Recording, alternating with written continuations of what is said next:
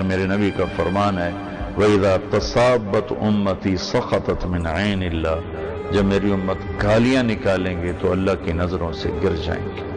تو میں آپ کی محنت کرتا ہوں، صرف رمضان کی بات نہیں کر رہا ہوں، ساری زندگی کے لیے اللہ کے واسطے گالی دینا چھوڑ دیں۔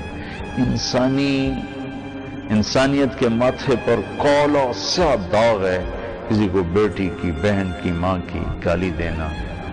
تو بیچاری گھروں میں بیٹھی ہوئی ہیں، قصور کسی کا ہے، آپ اس سے کچھ بات کرنا چاہتے ہیں کر لیں، اونچا ہونا چاہتے ہیں بولنا چاہتے ہیں بول لیں، لیکن اللہ کے واسطے کسی کی ماں کو نہ اچھالیں، کسی کی بہن کو، بیٹی کو ایسا نہ بولیں کہ کل قیامت کے دن آپ کے گلے میں پھندا پڑ چکا ہو۔